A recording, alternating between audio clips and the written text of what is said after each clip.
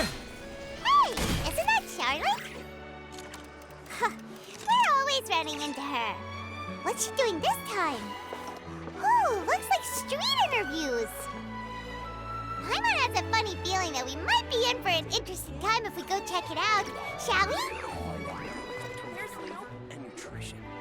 I see. So you believe that this warning letter was sent by the Phantom Weasel? Absolutely. I've said it before and I'll say it again. The Phantom Weasel never acts as you expect. He must have faked his own death 10 years ago using a body double. Now that he's back, I'm sure the guards who worked on his case back in the day are in for a headache, but however this turns out in the end, the one thing it won't be is boring. Couldn't agree more. As a journalist, I'm gonna get a lot of mileage out of this one. Thank you, sir, for your time. Now, whom should I interview next? Huh? Hey! What a coincidence! Fancy meeting you here. Perfect timing. So, the Phantom Weasel's latest warning letter. What are your thoughts? Yeah, this is the first time we're hearing of this one. Could you clue us in? Huh? Oh, sorry. Yes, this case is from a decade ago. I guess you wouldn't know about it. Well, not to worry. You're in good hands because I'm a professional. The story goes like this. 10 or so years ago, a phantom thief became active in the court of Fontaine. Known only as the Weasel, nobody knew his true identity, and the authorities never managed to catch him. Wow, cool! He sounds like one of those mysterious night burglars that you read about in novels. Precisely. Well, except the part where they actually have a good reputation. Our Weasel targeted whatever people held dear, and no one was safe from his predations. He would just as soon steal a necklace from a rich merchant's safe as he would a toy doll given to a commoner child for their birthday.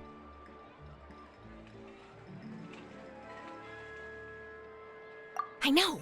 The phantom thieves you read about in novels rob the rich to pay the poor, but this guy did not discriminate.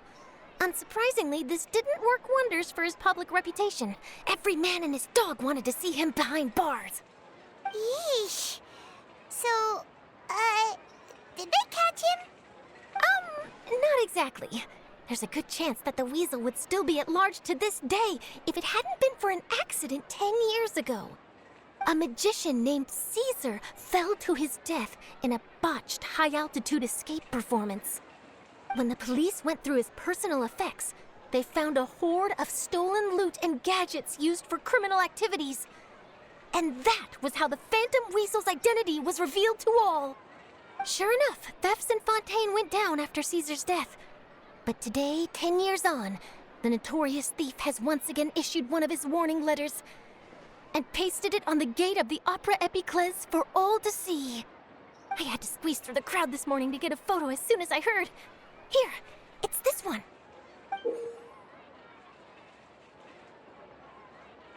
So, this is the warning letter, huh? Let's see what he wrote. 3 days from now, when evening falls, I shall take from you that which you hold most dear at the Opera House, just as you did to me 10 years ago. This is, without a doubt, a clear declaration of criminal intent. After years of laying low, the Phantom Weasel is back with a vengeance. What once seemed like an open and shut case has been blown wide open again. But why has he reemerged now? And what does he want? I sense an epic scoop, and I'm going for it. Uh-oh. If this thief will steal anything that other people value, does that mean even we might be targeted?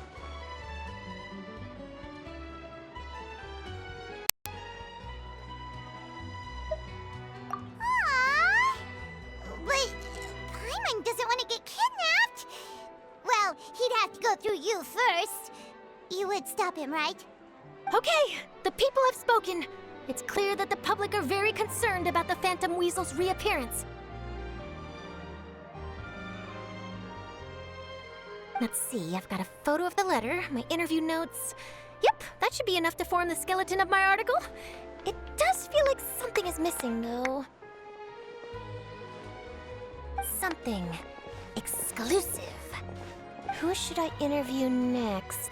I need someone with a more concrete connection to the Weasel. Is that who I think it is?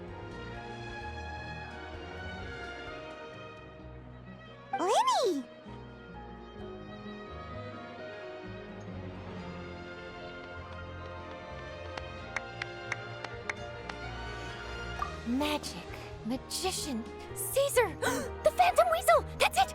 Let's go interview Lyney! You see, the original Phantom Thief Caesar was a magician too! And what do Phantom Thieves and magicians have in common? They both have an air of mystery about them. Perhaps there's a connection there. Are you serious? What sort of a deduction is that? Oh, relax. My journalistic instinct tells me that an exclusive news story is beckoning. Let's go. No time for delay.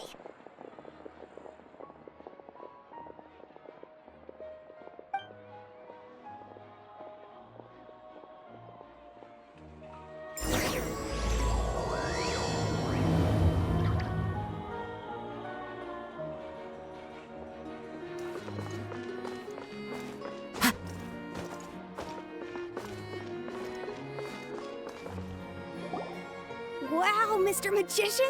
How did you know which card I picked? Oh, it's simple. Come closer and I'll let you in on my secret. Magicians have a special skill called telepathy, which means we can read other people's minds. Really? Then, what am I thinking now? Well, first you need to relax, because I can see that you're clenching your fist in your mind, as if to say, no, I mustn't let him guess it. Aww. And now you're getting a little flustered. You're trying to find a way to empty your mind, to think of nothing at all. But the more you try to hide a secret, the easier it'll come out. You snuck out from home today, didn't you? You told your family a little lie so you could come out and play. Now, that's not a good habit. You can tell? Oh boy, you really can read my mind. Of course. Oh, and that's the end of my performance. You should really be heading home. Remember to apologize to your family, all right? They must be worried about you. All right, got it. Bye, Mr. Magician.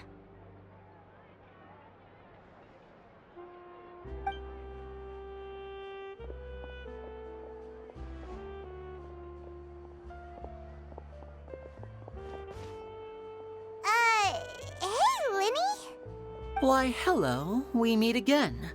Are you looking for me? What's the situation? Well, why don't you guess, Mr. Telepathic? Oh, please. You didn't believe that spiel, did you? The power of telepathy is quite beyond me. I'm sure that child would beg to differ. Seemed like you were right on the money. That was nothing more than a little trickery. I made an educated guess based on his micro-expressions. That, plus the fact that he was the only kid here without his parents, and he looked as guilty as sin. He made it easy for me. You guys, on the other hand, let me guess. Don't tell me you're here for the Phantom Weasel, are you? Wow, got it in one! Is this more of your trickery at work? Wait, really? No trickery this time. It was pure luck. His warning letter's been the talk of the town, so I figured that maybe you were asking around about that. Bingo! I plan on writing a column reporting on the latest news about the Phantom Weasel. So, Lyney, what are your thoughts on this infamous thief's reappearance? To be honest, it makes me angry. Angry? Why? You read his letter, right? The Phantom Weasel claims he's planning something in 3 nights' time at the Opera House. That's the night I'll be performing there. Huh. What are the chances? Wait a minute, you don't think he's after you, do you? Well, if he is, then his warning is clearly a direct challenge to me personally. And if he's not, then it's still going to be a huge headache for me. The mere mention of the Weasel's name is enough to scare people off. So once the contents of that letter get out, barely anyone will be showing up to watch my show. But I've been preparing for this for a long time. I'm not about to let him ruin my big day. This leaves me with only one choice. I have to expose the Phantom Weasel's identity before the show begins. Really? So what you're saying is, we might get to see a live duel between a famous magician and an infamous thief? Wow, this has exclusive written all over it! To be honest, I'm not sure if I'll emerge the victor. The Phantom Weasel is a notorious crook, infamous for his inscrutable methods. You're being far too modest, Lyney. I think your magic tricks are even more inscrutable than those of a thief. Thanks for the compliment, though I have to say, I don't care much for the comparison. A lot of people liken magicians to thieves because we both have the ability to make things disappear without the person noticing. But there's an important difference that these people overlook. Allow me to demonstrate with a quick magic trick. Here, I have a flower, just an ordinary flower that was picked not long ago. Watch it carefully now. 3, 2, 1. It's gone!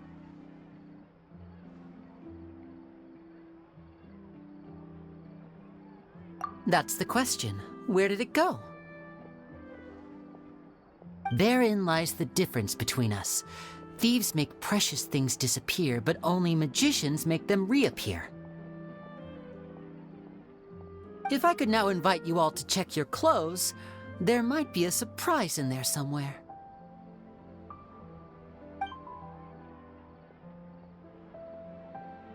A surprise?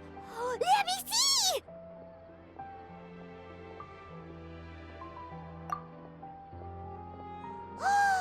It's right there! But how? You haven't moved this whole time! What an outstanding trick! Sorry, Lyney, it seems that my previous praise was woefully inadequate. Clearly, magic is the superior art form to theft. Don't worry, I didn't take offense. I just wanted to take the opportunity to perhaps change some of the preconceived notions you might have about magicians. Since Caesar's death, a lot of people associate magicians with criminality. It can be quite frustrating. I can imagine. Coming back to your trick just now, might I presume that you are well versed in floral symbolism? For example, magicians often use rainbow roses in their flower-related performances to represent passion and romantic encounters. But you used a lumido spell, which, if I'm not mistaken, allude to separations. I'm curious to know if there was any deeper meaning behind this choice? Impressive knowledge. It's no wonder you're such a successful journalist. But I'm afraid I don't know the first thing about floral symbolism. I'm just in the habit of using lumido spells in my magic. It sounds like something I should look into, though. I'll buy myself a copy of Fontaine's Floral Language Facts when I have some time. But it'll have to wait until this Phantom Weasel business is behind us. Well noted. In that case, this brings us to the end of our interview. I, for one, am looking forward to the final showdown between you and the thief. Please feel free to get in touch to update me on any further developments. Otherwise, I will of course see you at your show in 3 days' time, but let's hope the Phantom Weasel is caught by then. If there's nothing else, I'll be off. You've given me lots to work with here, and I've got no time to lose if I want to write that exclusive piece. I'll see you all later.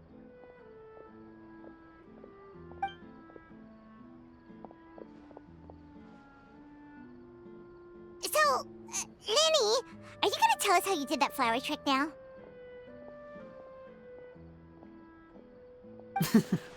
I'm afraid that's my little secret.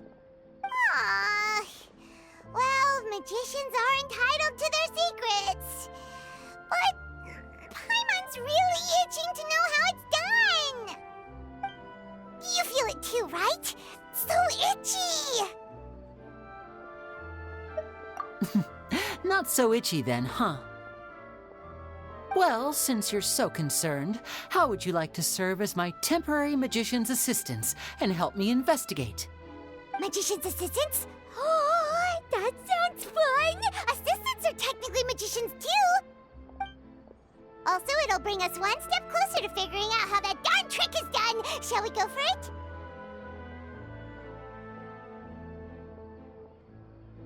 The first thing we need to look into is who Caesar really was. If he truly was the Phantom Weasel, that means that the weasel is dead, and whoever wrote this warning letter is just a copycat criminal. But if he wasn't the weasel? Well, that'll make things more interesting. It would mean that the weasel lives, and he's been laying low all this time in some corner of Fontaine. And if we're investigating Caesar, his fiancée Gemma is a good place to start. Word is that she visits the cemetery often, so I asked Lynette to wait for her there. We should make a move. Let's go and rendezvous with Lynette.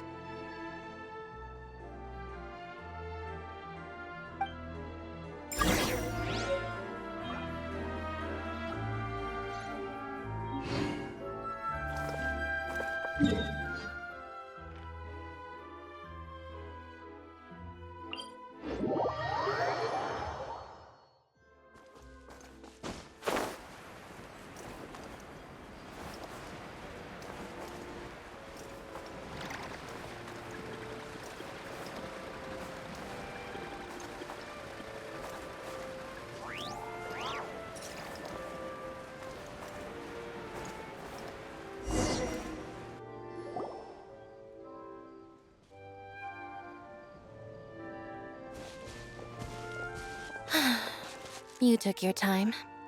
Sorry, I bumped into the Traveler and Charlotte en route, and we ended up chatting for a while. It's been a while, Lynette. We're working as Lyney's temporary assistants in the investigation of the Phantom Weasel. Thank you. It's good to have you helping. So, what's the situation? Have you seen Gemma? Nope. I've been here a while, and she still hasn't shown up. How bizarre. Maybe it was bad intel. Well, we won't get anywhere by standing around waiting. Traveler, Paimon, let's go ask around.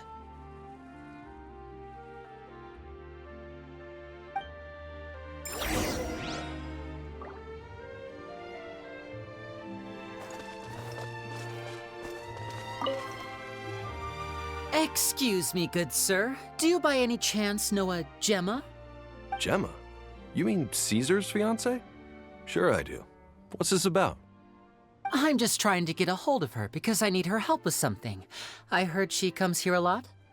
Yeah, she does. Poor thing. It's no secret why either. She's heartsick.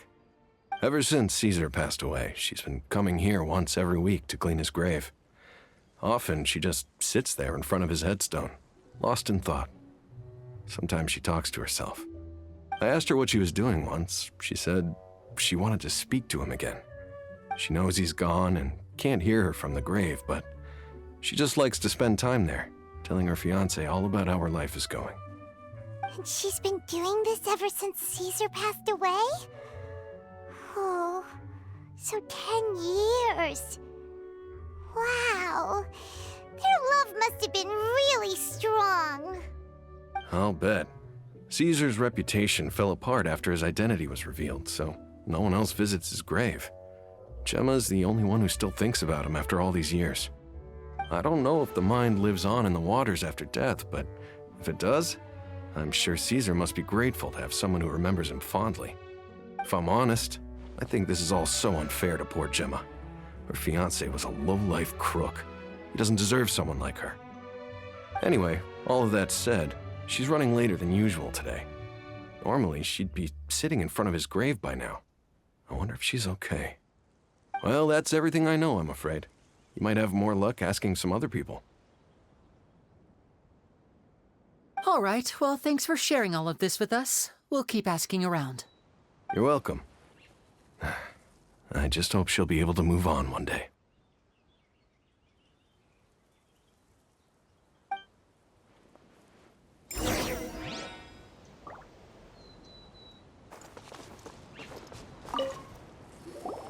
Did you hear the news? They're saying the Phantom Weasel's back. You're kidding.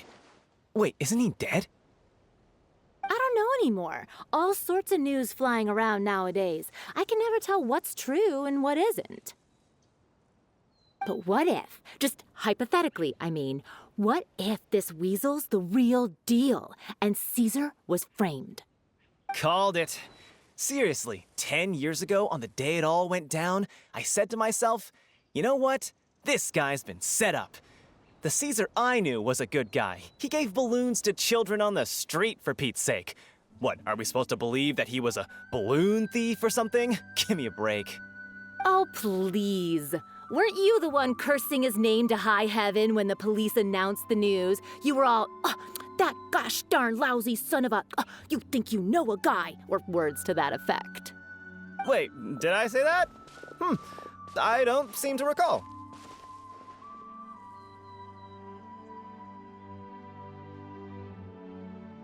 Hello there. Sorry for disturbing you, but I couldn't help but notice you were discussing the Phantom Weasel. We're actually quite interested in this topic as well, but we're struggling to get to the bottom of it. Do you think you could spare a moment to tell us a little bit about Caesar? You've come to the right people. Yep, I was there. Back when Caesar used to perform magic tricks on the street. He was a great magician. The best trick I ever saw him do was pop a transparent balloon, only for a whole bunch of doves to fly out from the inside.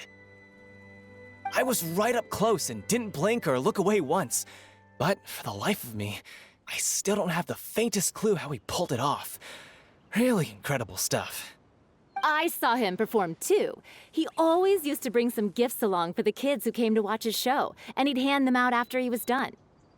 Sometimes he even got the kids to write their wishes down, and then he'd make the items on the wish list appear in his next show. Huh. He doesn't sound like such a bad guy. But after he died, there were also rumors that he used the wish list to find out what was precious to people, with the intent to steal it later. As I'm sure you know, the Phantom Weasel would steal just about anything from anyone. Whatever the case, now that the Weasel is back, Caesar's become a hot topic once more. I bet Gemma must be pleased. If Caesar's name gets cleared, maybe it'll finally give her some solace after all this time. No, speak of the devil. That's her over there. If you've got any more questions about Caesar, she's definitely the one to ask.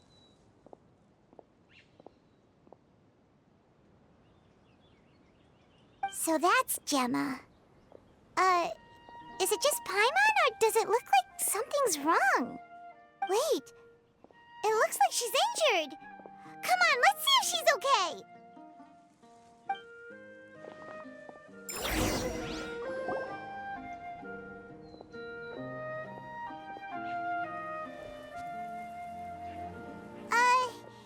Hi there.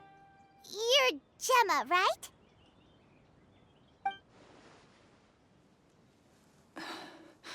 Who's asking? Don't be afraid, we mean no harm. It looks like you're injured. How bad is it? Thanks for your concern, but you didn't answer my question. Who are you, and what do you want with me? My name is Lyney, and this is my sister Lynette. My name's Paimon, and this here's the Traveler. We're investigating the Phantom Weasel. The Weasel posted a warning letter this morning. If he still lives, that means that Caesar was falsely accused. You knew Caesar better than anyone else. So if you're willing, we'd love to hear what you think about all this. I promise you can trust us. We won't hurt you. In fact, we'll do all we can to keep you safe. I never believed that he was the Weasel. Huh. I suspected as much. Okay, so going back 10 years, do you remember anything strange in the weeks leading up to the accident? Did Caesar have a falling out with anyone, for instance? No, not that I know of. Got it. All right, sorry for disturbing you. If you don't have any more questions, please leave. I want to be alone with him.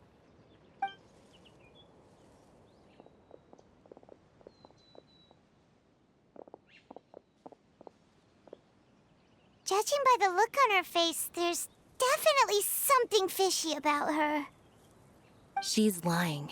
She definitely knows something.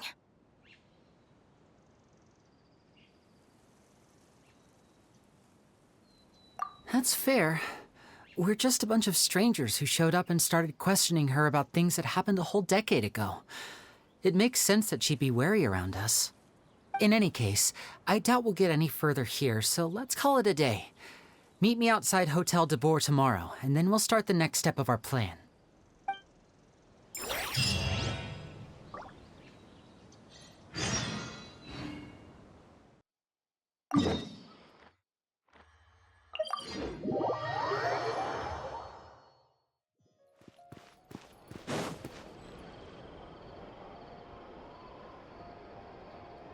Over here.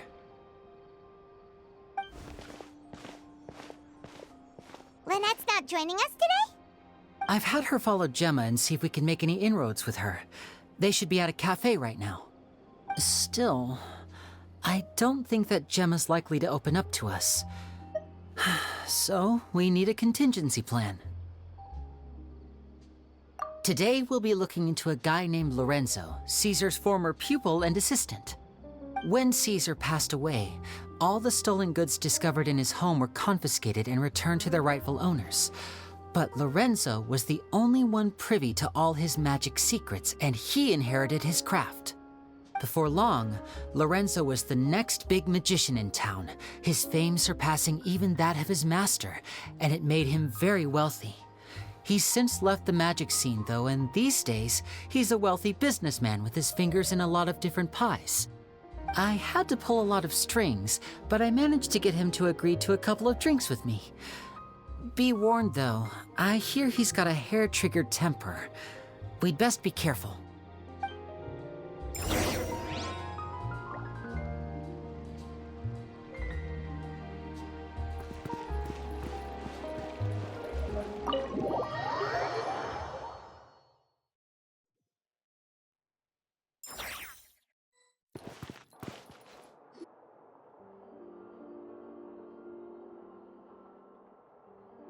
You neglected to mention that you were bringing 2 other people with you. My apologies. These 2 are my assistants. When they heard that I was meeting with the former magic maestro himself, they begged and pleaded with me to bring them along. And if it's no trouble, a couple of autographs would really make their day. Oh, forget the pleasantries, just sit.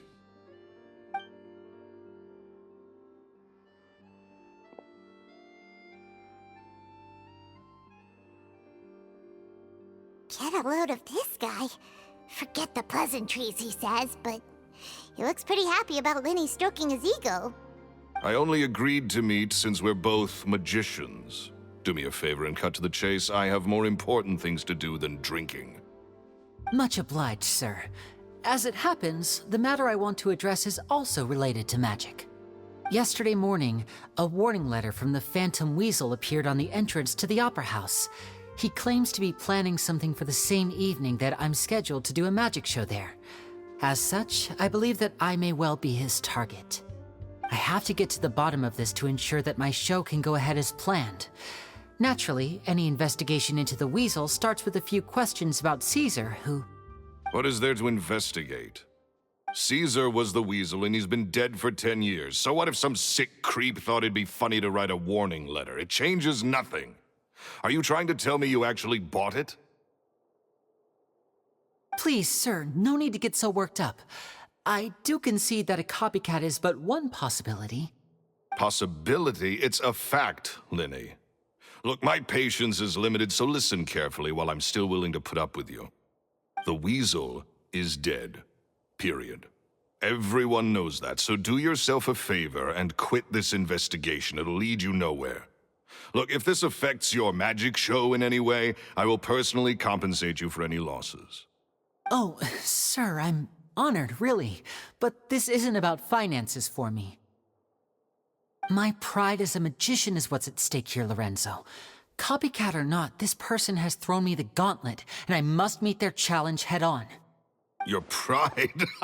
Don't mince words with me, boy. Just tell me, what exactly are you seeking to do? I want to find out the Phantom Weasel's true identity. I have to know for myself what really happened 10 years ago. What would that accomplish? And what do the events of 10 years ago have to do with you, anyway?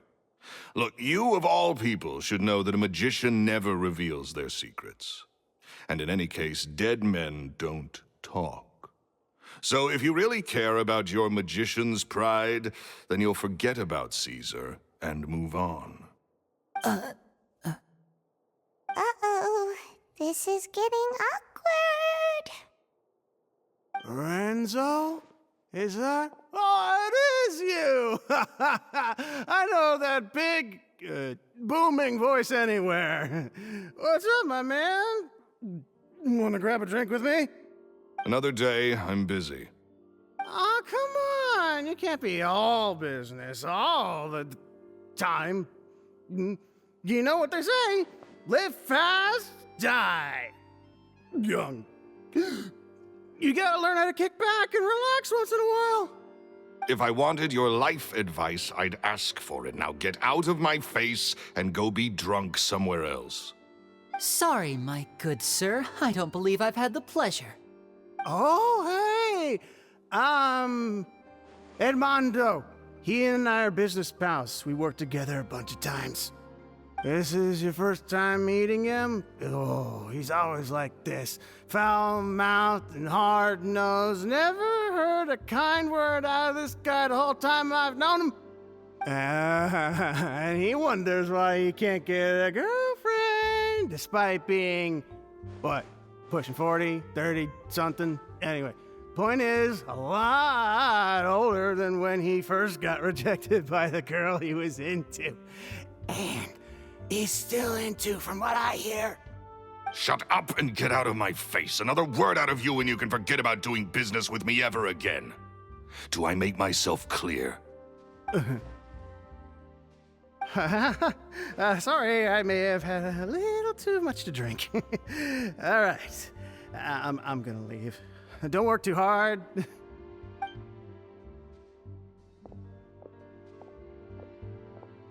I think it's high time I made a move as well. If you really want to investigate this, Lyney, be my guest. But if nothing good comes of it, don't say I didn't warn you.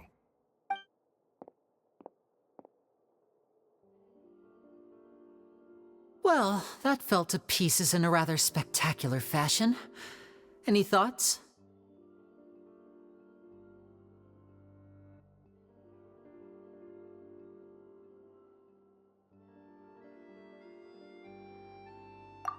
Totally. And what was all that about compensating you for your losses? Why would someone you just met make an offer like that? He's gotta be hiding something. And not like Gemma. She was a little suspicious, but this guy's definitely covering something up. I think so too. We need to look into Lorenzo more closely. That guy Edmondo seems to know a thing or two about him. He only just left. Let's see if we can catch up with him.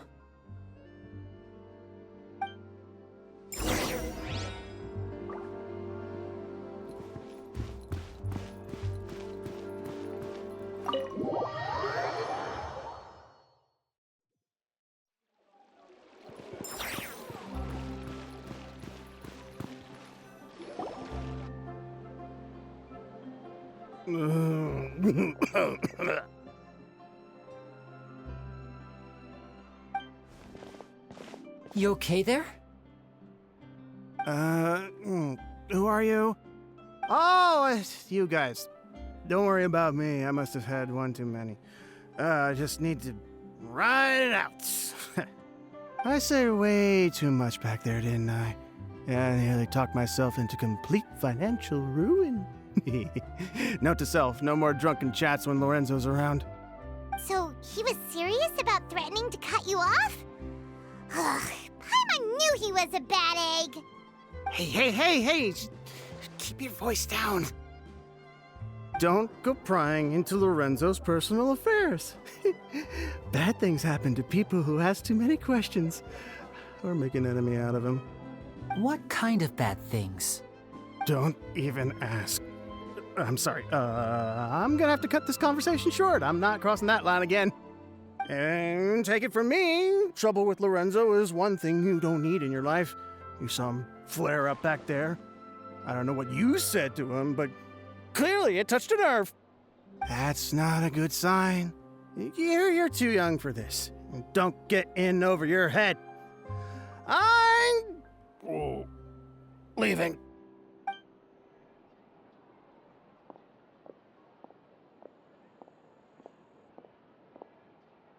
And there he goes.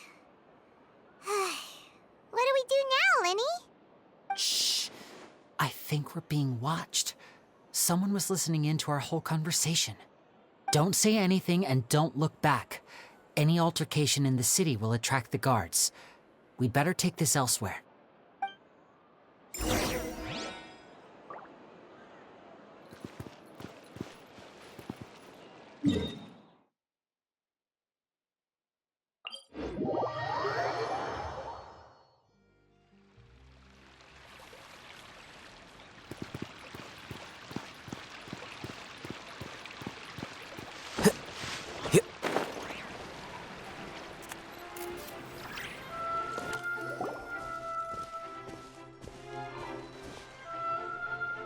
You followed us a long way. Why don't you come out and introduce yourselves? So you're Lyney. And where's your sister? Ain't she with you today? Save us the trouble and go fetch her for us. Let's not drag this out. Paimon doesn't like the tone of your voice, mister! Who sent you, huh? Save your questions, missy. You ain't gonna need answers where you're going. Capiche? Looks like we can't avoid this fight. Now, I'm not the strongest fighter, so I hope you're ready to back me up. Don't worry, we got this!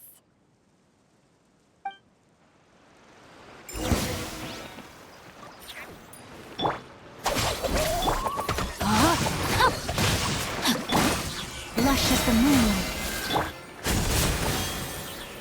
Let me read you a verse for the everlasting forest.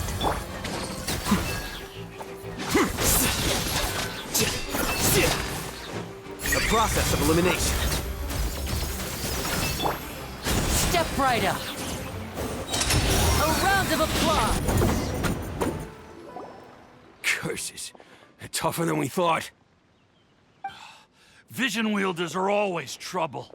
Intimidation ain't gonna work like it did on the lady. Come on, let's scram! Hey, wise guys! We ain't through with you yet! Oh, they got away!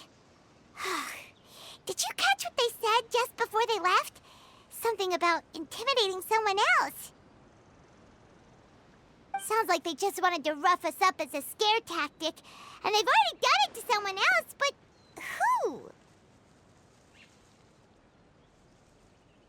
You're right. She was injured when we saw her yesterday, and she acted like she had something to hide. Maybe she was too scared to tell us the truth because those guys had threatened her. Well, if that's the case, she should be more willing to open up to us once she learns that those thugs won't be bothering her anymore. Let's head back to the cafe and see if we can get any information from her.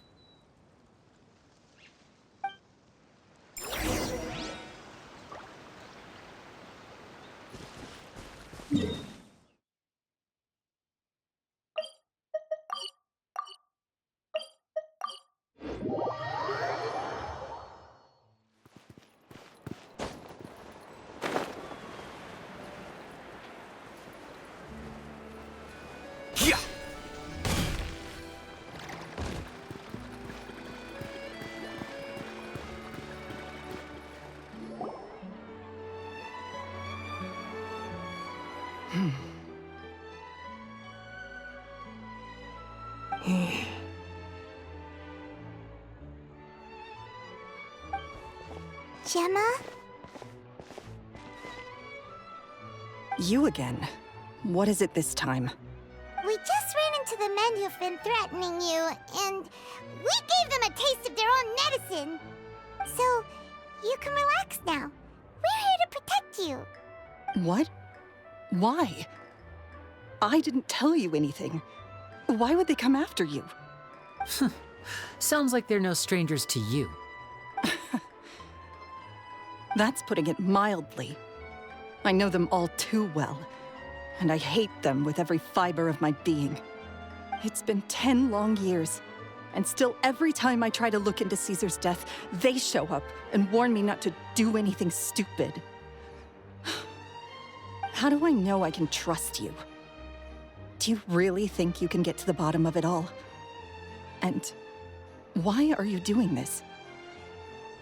I'm afraid I can't reveal all the details just yet, but I can promise you this. I will expose the Phantom Weasel's true identity. Because you see, this is a personal matter of the utmost importance. I give you my word. Trust me. Okay. How can I help you? I've heard that Caesar used to have a magic workshop where he kept a lot of his personal effects. If possible, I'd like to take a look at them. Do you know where it is? The Fleuve Cendre. But the place was sealed up by the police after his death, and no one's been there since. I also know that the Fleuve Cendre is dangerous territory. Lots of hostile groups lurking around. If you're serious about going there, please be careful. Understood. Lynette, you stay here and take care of Gemma. Don't let her come to harm. Got it. But if I'm staying here, I'm ordering dessert. I mean, bon appetit. But stay sharp, too. They're likely to come for you while I'm away. Okay. All right. Power saving mode off. I'll start taking this more seriously now.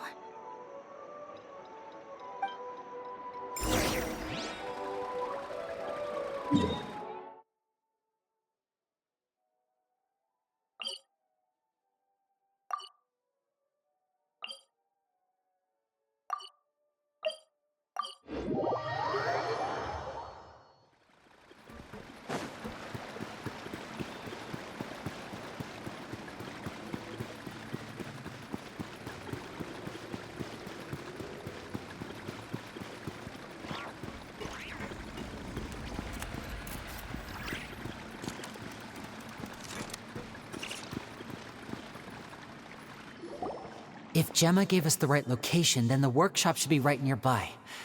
Huh. Looks like these boxes are blocking the entrance. Let's shift them away first. There we go. It should be just down here.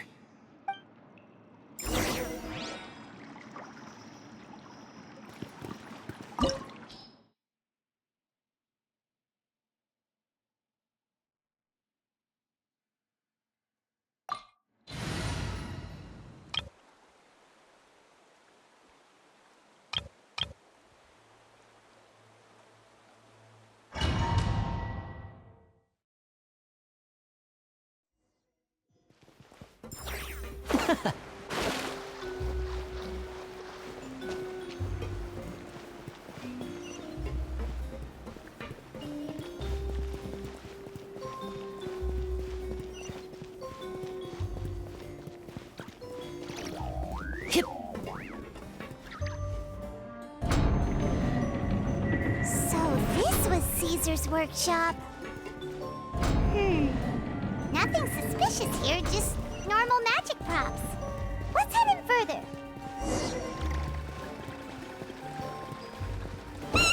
What was that? Oh, is this one of Caesar's gadgets? Guess we must have triggered some sort of device.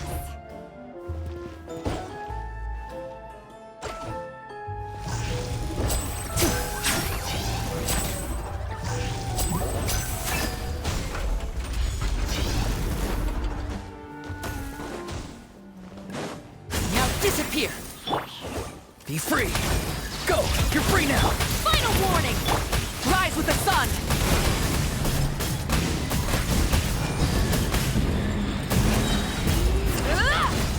Wrath from the sky!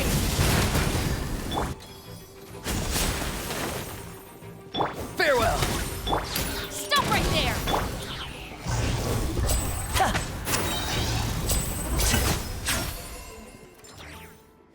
Whoa. Look! The doll in the box is glowing!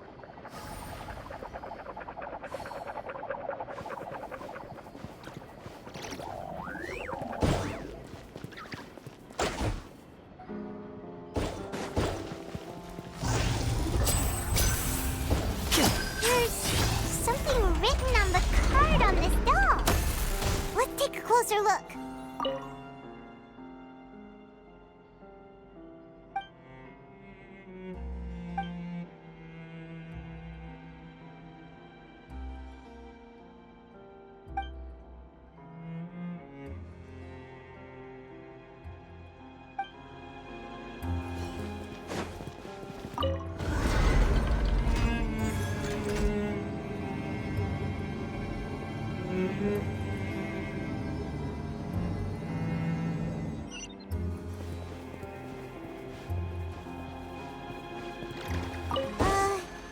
These magic boxes are moving.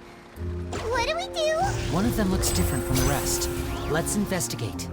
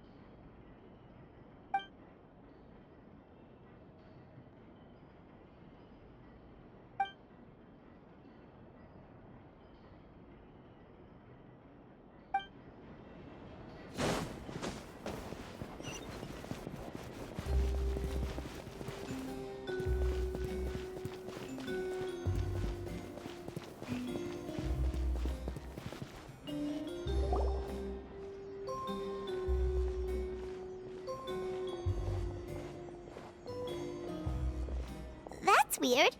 Have we reached the end already? There's nothing here. Maybe this was a wasted trip. This place seems a little too ordinary for a magician's workshop. There's a distinct lack of mystery. We've triggered quite a few devices on the way here. I'm starting to wonder whether Caesar built this whole place as one big, elaborate magic contraption. If so, then there must be more to this place than meets the eye. Maybe a hidden room somewhere. Aha! If I just move this book, then hopefully... and... presto! A secret passageway! How did you know? I'm a magician too, and apparently great minds really do think alike. Looks pretty big inside. Let's head in and take a look around.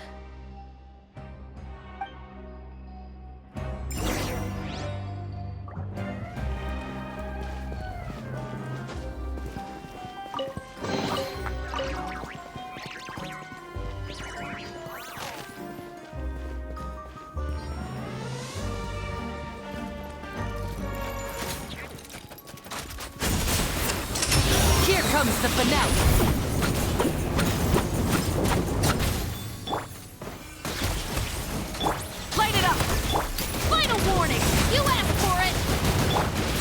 Time to say hello.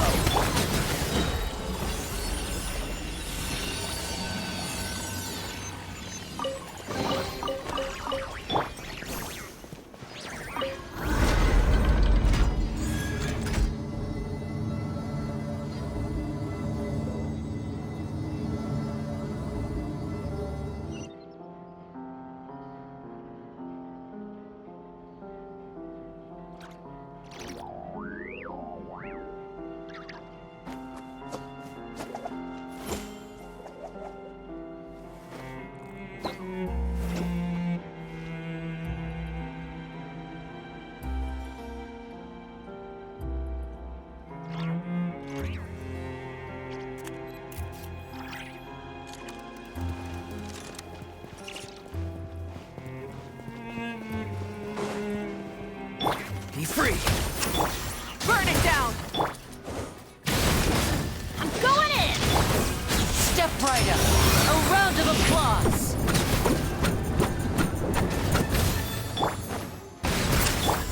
your weapons! Hands where I can see them! Not too far now. Go! You're free now! Rise with the sun! Pyroclastic surge!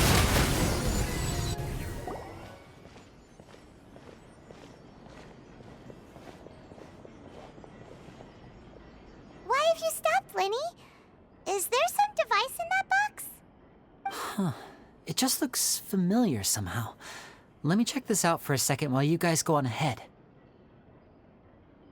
If anyone makes a major discovery, let's rendezvous here. All right, see you in a bit.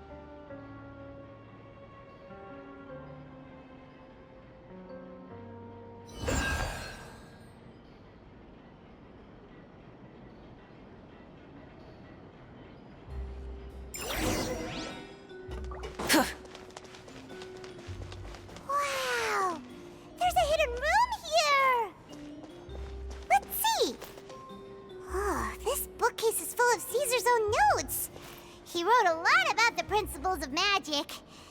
Whew. Much too advanced for Paimon. Hey, look! Is that Caesar's diary on the table? This book's thick as a brick! Let's take a peek inside it, shall we?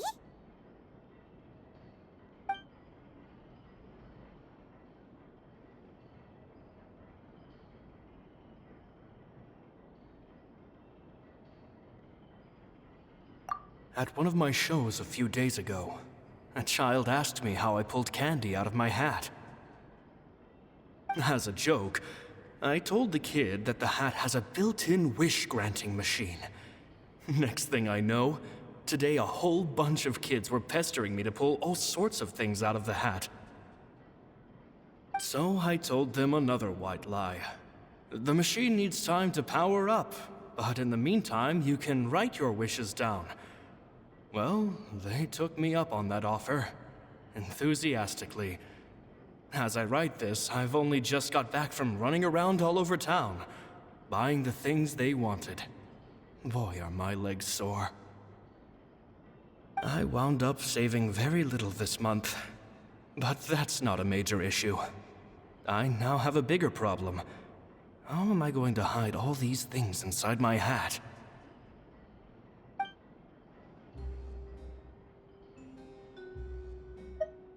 Two children came to talk to me after today's show. I don't know why they were out on their own. They looked much too young to be unsupervised. I do hope they got home safely. Anyway, They said that they wanted me to teach them how to do magic. It's not uncommon for children to ask this, of course, but I've never seen any of them as serious about it as these two. I told them that learning magic is very hard work, but that didn't faze them at all. It's like they already knew. They seemed so committed. I couldn't turn them down.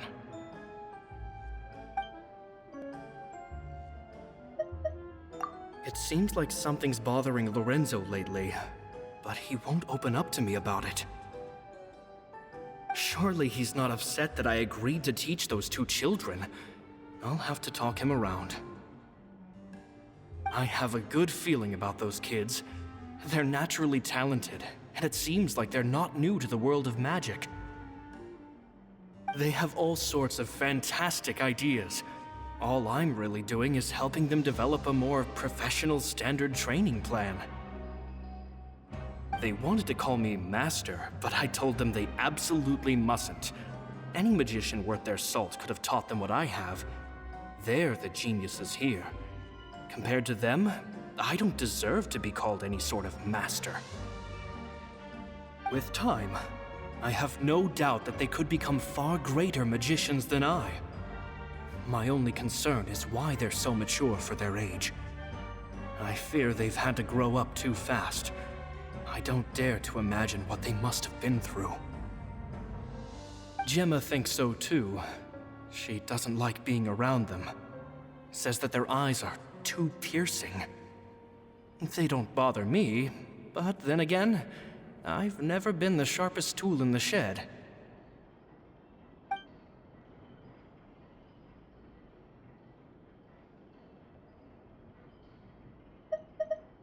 It's nearly time for me to go on tour.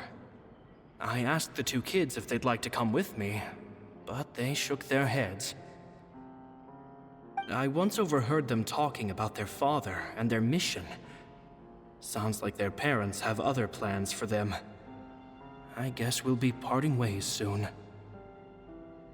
It's only been 10 days since I first met them, but I think that I've gotten a feel for their personalities now. They're very tough, but also very cautious, and they trust no one but each other. This, I fear, is not a good habit to have. They hide things from me too. For example, when I asked them where they live and why they wanted to learn magic, they lied. That's the thing about children. Whenever they're trying to cover something up, it always shows somehow. I can sense that their lives have been hard, possibly even dangerous too. They're not like other children. It's a shame that I can't do more to help them. After thinking things over, I decided to tell them a bit about how I see the world.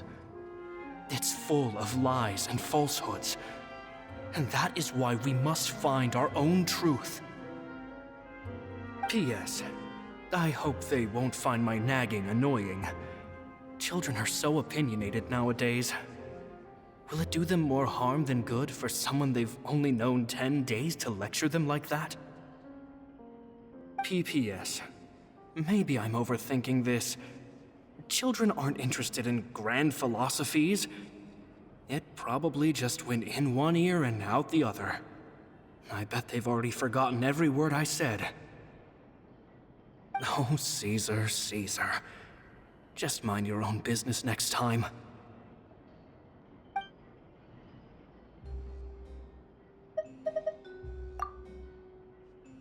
Two magic geniuses with a father and a mission, huh?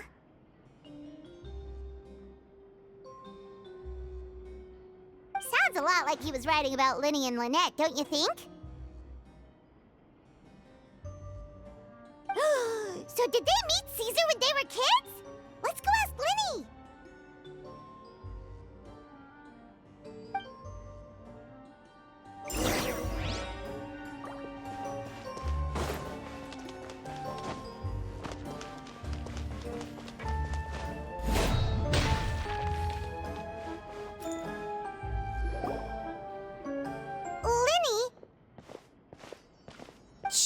hold that thought. As I expected, there's a lot of fishy things going on in this place. Fishy? Uh-oh, what have you found? All in good time.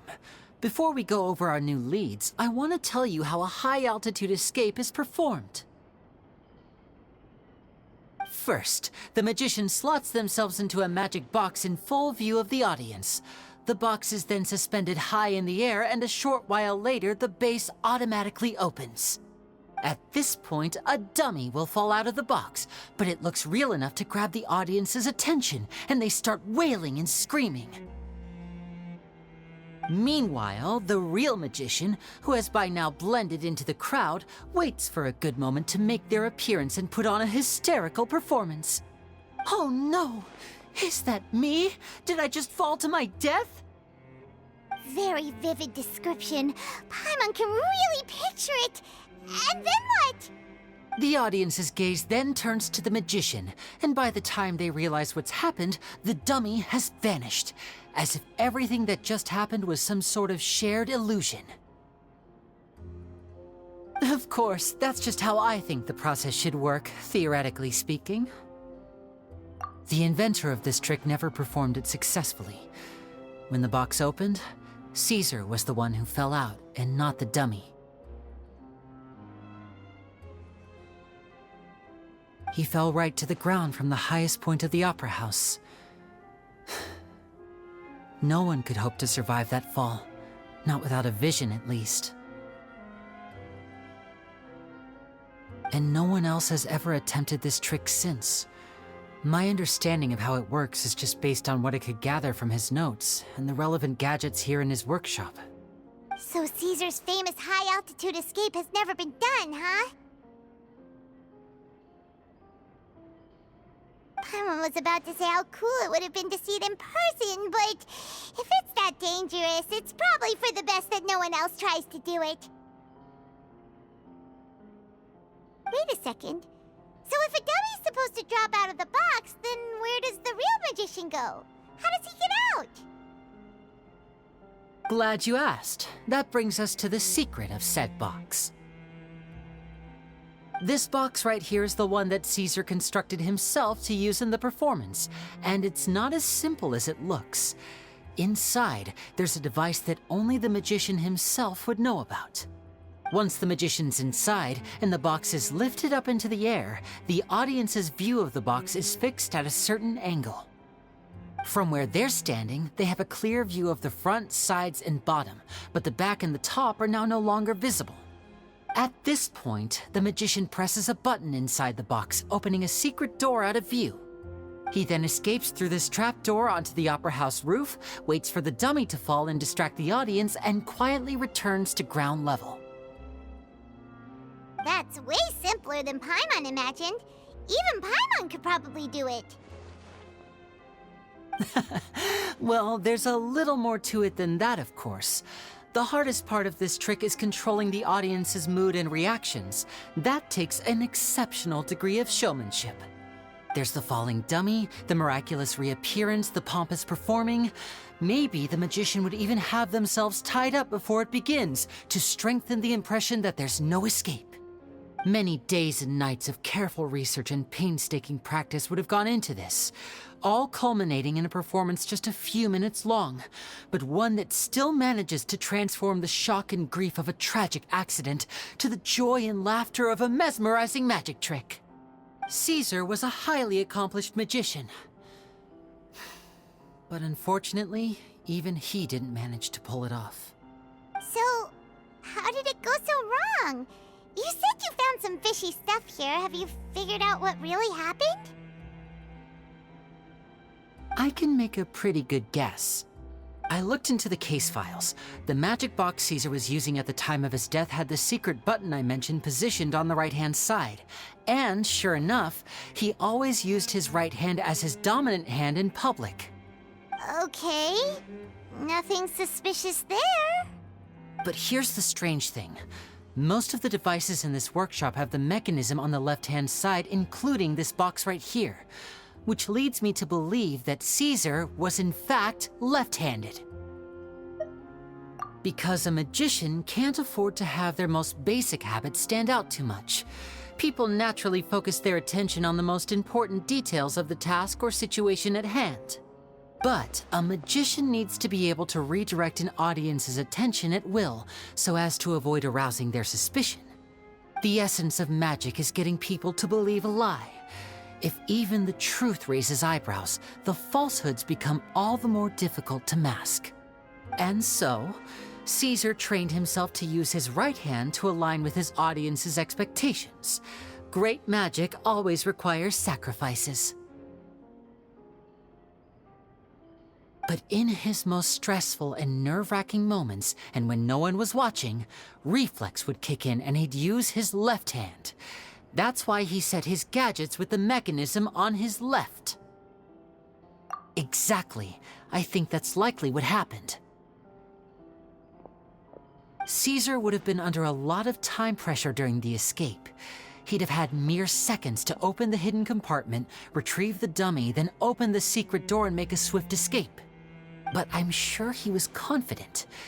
He would have rehearsed countless times to the point where it was second nature. He'd barely need to think about what he was doing because muscle memory would guide him through. So he opened the compartment, took out the dummy, checked everything was in order, and then went to leave. With his left hand, he reached for the button, and suddenly, his heart skipped a beat. It wasn't there.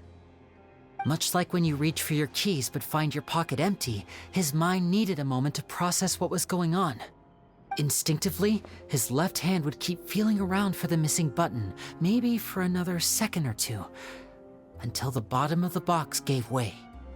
With the stakes being as high as they were, just a 2-second delay cost him everything. The authorities would find nothing suspicious and conclude that his death was due to his own error. When in reality, someone switched the boxes, and they did it to murder him. But how would they be able to make the switch without being noticed?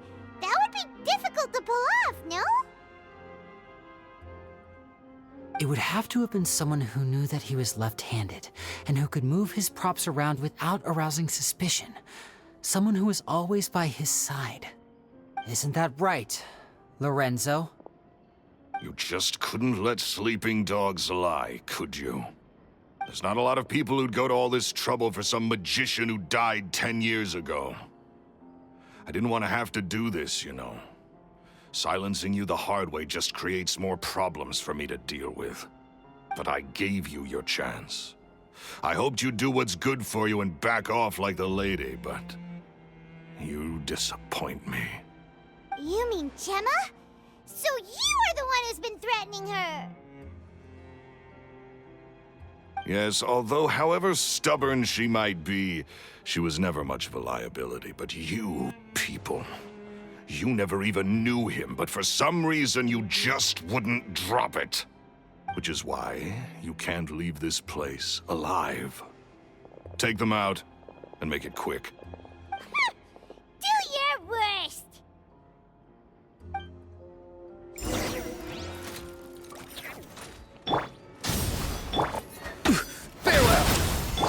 Stop right there! Let's light it up! Everybody stand! Time to say hello. Justice will prevail! Wrath from the sky!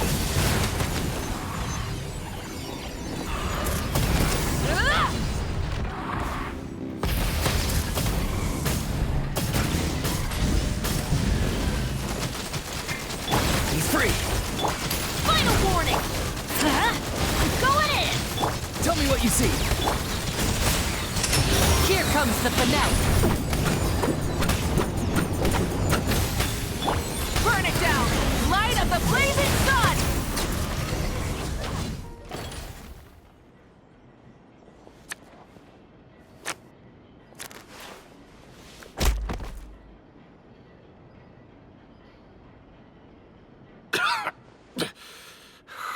You kids are tougher than you look. Had enough yet, Lorenzo? Your cronies can't help you now. I think it's high time you started talking, and what I'd really like to know is, why did you murder Caesar? If I had a Mora for every time you said that man's name. Of course you idolized Caesar, everyone else did. But I was the real genius magician. Me! He was just an amateur who did cheap tricks for gullible children. I was the one who made magic into the fine art it is today. The aristocrats doffed their hats to me! So it was jealousy. Jealousy. Hatred, more like. I hated Caesar. All he cared about was his magic. He lived and breathed it. He poured everything into his street performances and his stupid tours like it was just a hobby to him, never bothering to think about Mora. What sort of fool devotes their life to the art of deception and never has a Mora to show for it? But the people loved him, didn't they? Oh, how they looked up to him. No one gave me a second look. All I ever heard was, "Oh, your master's amazing, isn't he?" Amazing. Yeah, so amazing that he was completely broke. Every other apprentice was living it up at their master's expense, but no, not me. I put in all the work, mastered all the skills, and it brought me nothing more than the life I already had. He forbade me from using magic to trick people out of their Mora. There was nothing he hated more than that. And with his reputation in Fontaine, it was too risky for me to go it alone. As long as he was alive, if I dabbled in my own brand of money-making magic, he would expose me, and it would destroy me. I had to kill him. There was no other way. He had to go. And this was your only motive? It was reason enough. What other motive would I need? Well, I was under the impression that there might have been other factors at play. For instance, maybe you were in love with Gemma, but she was engaged to Caesar. In love with Gemma? Don't be ridiculous. Guess I was wrong about that then. Next question. Are you the Phantom Weasel? I am. Caesar was so strict with me. He insisted that his way was the right way, that the sole purpose of magic was to bring joy to the world. I never bought into any of that. I was more interested in the practical value of magic. Sure enough, it helped me fill my pockets with all kinds of valuable treasures. Oh, yeah! Charlotte told us that the weasel would steal whatever people valued, no matter how much it was worth. That's just how it looked from the outside. What would any thief want with second-rate loot? I've only ever targeted high-value items. I stole cheap things as a way of practicing my craft. It was other people's overactive imaginations that conjured up the preposterous image they then dubbed the Phantom Weasel. So that's the story, huh? Well, I hope you're ready to tell it all over again during your trial. What choice do I have? You're a pack of wolves, and you've got me between your jaws. You've seen what's here, and my last-ditch effort to stop it getting out has failed. What else can I do? So be it. I've enjoyed power and wealth for the last 10 years, the likes of which Caesar could never give me.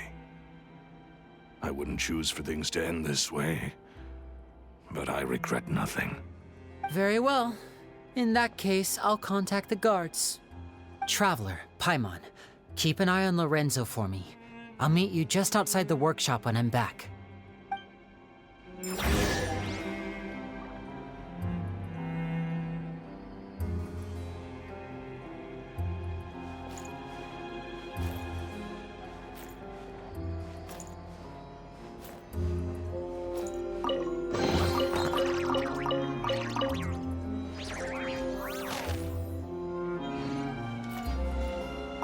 At least I can finally stop looking over my shoulder now.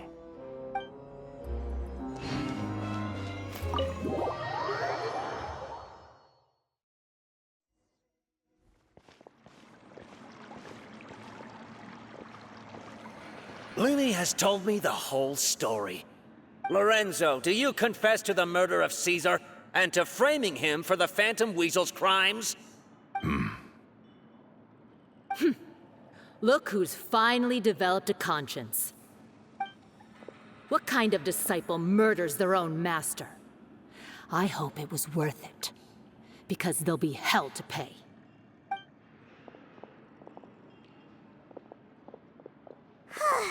Looks like it's all over. What should we do next, Lyney? Should we start preparing for your show? Let me think. Let's rendezvous with Lynette and Gemma first. With Lorenzo in custody, Gemma will no longer have to fear for her safety. Good point. We should go tell Gemma the good news right away. It'll give her some peace of mind for sure.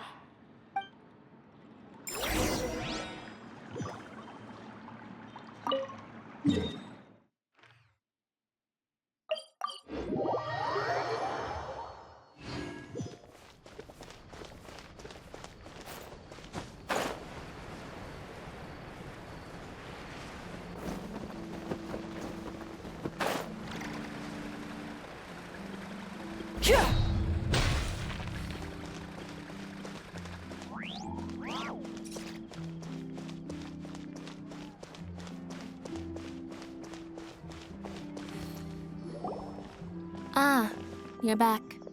You were so quick. I've only just finished my third dessert. Your third? Lynette, come on, we've talked about this. Everything in moderation. You're not gonna have any room left for dinner now. It's fine. I'll shift to exercise mode and jog off the excess sugar. That's besides the point. Well, it's done now, but try to eat a more balanced diet in the future. Point taken. Did everything go okay? Of course! Lorenzo was no match for us. The guards are taking him into custody as we speak.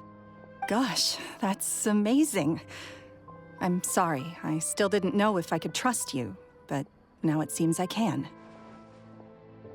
I had my suspicions about Lorenzo, but I... It's okay, we understand. He did threaten you.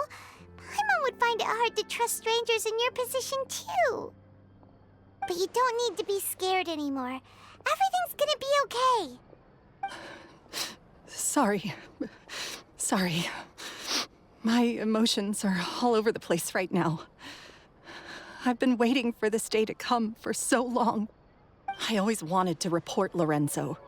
He took all of Caesar's property, which I found suspicious, but I had people watching me all the time, so I couldn't risk looking into it.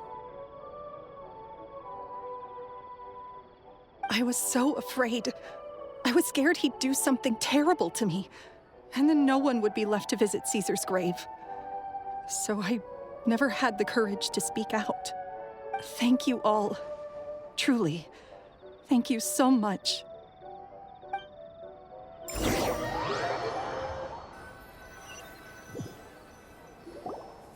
Thank you all for clearing Caesar's name.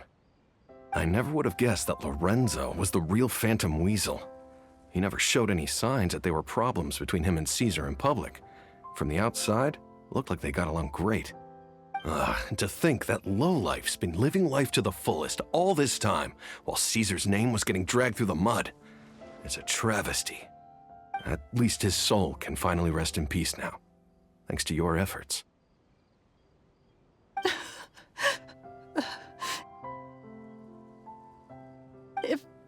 If only I'd realized before it was too late.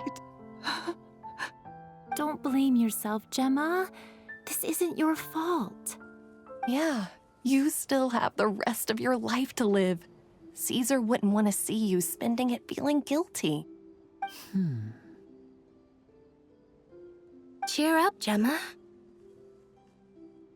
My brother's doing a magic show at the Opera House tomorrow evening. Would you like to come along? It might raise your spirits. This show will be a special one. We're holding it in Caesar's honor. In Caesar's honor? Really? Oh, thank you.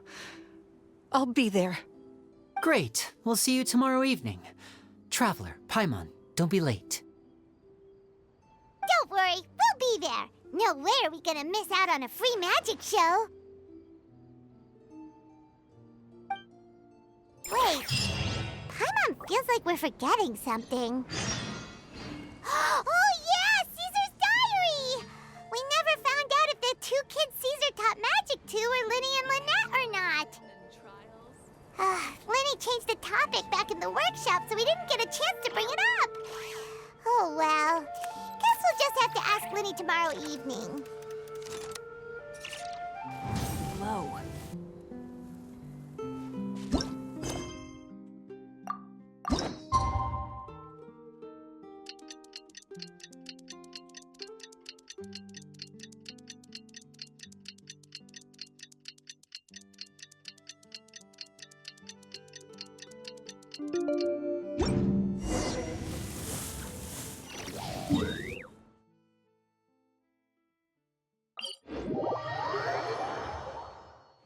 Rise with the sun!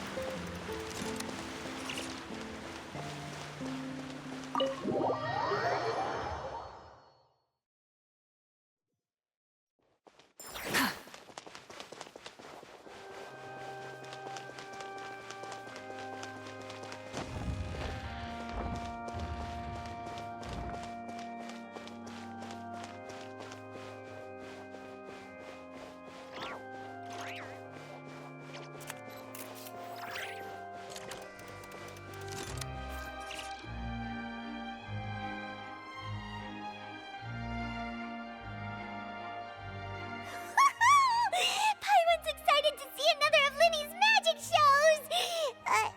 Wait. Lynette, shouldn't you be on stage by now? Not this time. My brother's going solo today. So I'll be watching with you. Good evening, ladies and gentlemen. I hope everybody's ready because the show is about to begin. The great magician Lyney has prepared a spectacular show for us all tonight, concluding with an all-new grand finale that no audience has ever seen before. Wow! A new trick! Thank you all so much for coming. Now, prepare to join me on a journey through the mystical and miraculous.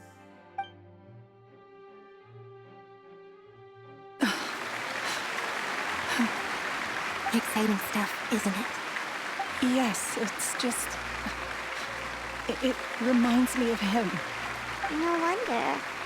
Caesar was a famous magician too. So, how did you two first meet, Gemma? Well, I was out on the street once, and I saw him performing for little children.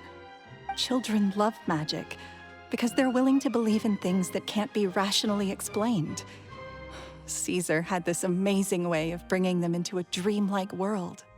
And somehow, I felt drawn to him too. So I went up and asked him to do a trick for me. Aw, that sounds so romantic. What trick did he do? It was with a flower.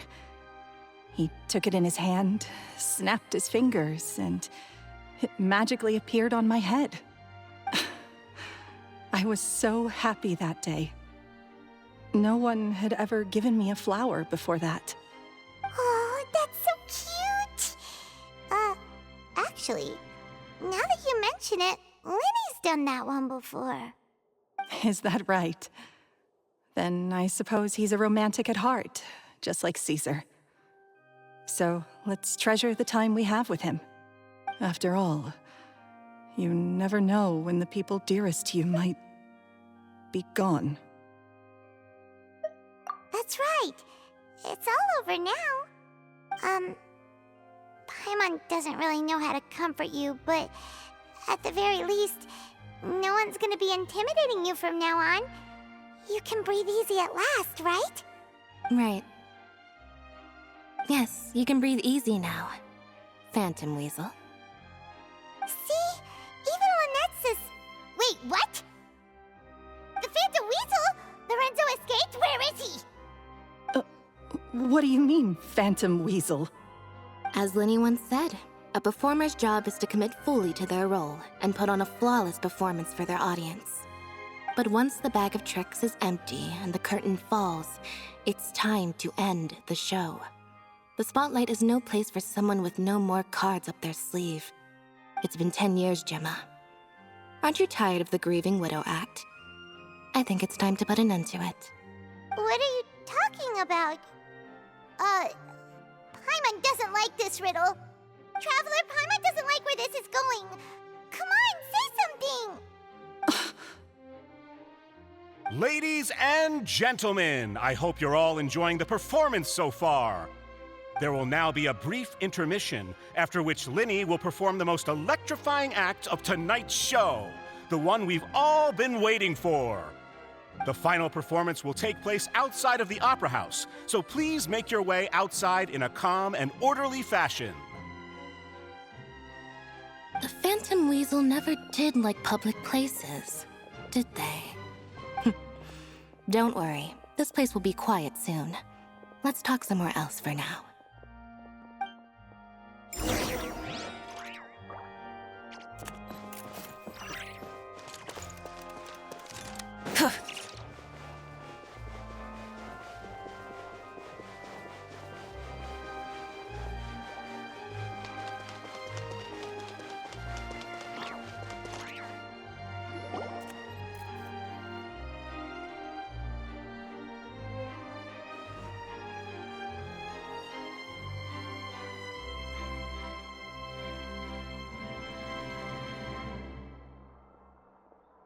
Dear me, this is awkward, isn't it? And unfortunately, I'm all out of gadgets, so I'm afraid I can't do any tricks to liven up the mood. This is a big mistake for a magician to make, but thankfully, I do have a backup plan. Now, who wants to hear a story? Lyney? Don't we have more important things to address right now? Lynette accused Gemma of being the real Phantom Weasel a moment ago. Oh, what the heck's going on? All in good time. Magicians are good at guessing what people are thinking. I know the questions you want to ask. And as it happens, the story I'm about to tell might answer a few of them. Really? Well then, let's hear it! Paimon's dying of curiosity here! Let's go back to the very beginning. A decade ago, when the Phantom Weasel was terrorizing the court of Fontaine. She never missed a target, never left a trace, and no treasure was safe from her thieving hands. But as her infamy grew, so did the readiness of the police, and her opportunities to act became ever fewer. Every day, she ran the risk of being exposed for who she was. Of course, she could not simply take this lying down, and before long, she found her ticket to freedom. She would create a scapegoat, a false weasel to close the chapter on her behalf. After weighing her options, she set her sights on a renowned magician, Caesar. After all, magic and theft shared enough similarities for people to buy the story when the truth came out. So then what? Being the master deceiver she was, the weasel easily earned Caesar's trust. Now, all that remained was to frame him for her countless crimes. But as she was considering how to make her move, she noticed Caesar's aggrieved pupil, and a new thought entered her mind. Maybe I don't need to get my hands dirty after all. At her encouragement, Lorenzo tampered with Caesar's magic box, causing him to fall to his death. Afterwards, Lorenzo seized his master's property, and the weasel set about tarnishing Caesar's reputation. Two co-conspirators committed the perfect crime.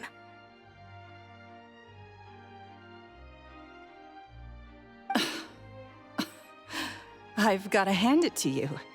You're both exceptional storytellers. It's enough to make even me wonder whether there was really another mastermind behind all this, pulling the strings. But I just have one question. You seem to think that I am the villain in this tale. What's brought this on, Lyney? Is it something that Lorenzo said? Don't worry, Lorenzo said nothing at all. But I never believed that he was the weasel, and in fact, my investigation only made me more certain of that. He was too forthcoming with his confession, as if there was something else he was trying to hide. How disappointing. So you'd sooner trust Lorenzo than me, even without a shred of evidence? A magician is an expert at playing the audience to get the result they want. And I have no doubt that you, Gemma, are equally talented in this regard. With a little help from Lorenzo, you put on a very convincing performance. The lovesick fiancé, whose devotion to her betrothed is unshakable, even under threats of violence. Caesar was maligned and hated by all for 10 years, but you? Everyone sympathized with your plight. Who would suspect for 1 second that the lovely young lady always seen weeping in front of Caesar's grave was actually the mastermind behind his demise? No, not that poor lady. Perish the thought.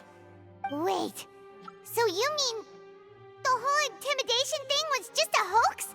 Gemma and Lorenzo were both in on it? But why would Lorenzo agree to that?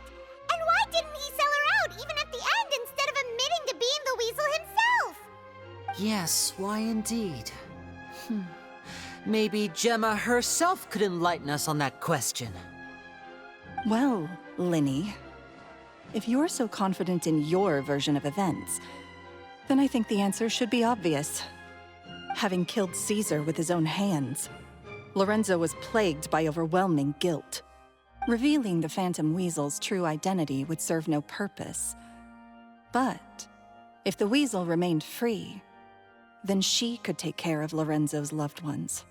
An excellent answer, though sadly a little dull. Is that right? Well, don't let me bore you. If you'd care to change the topic to something more interesting, I'd be much obliged.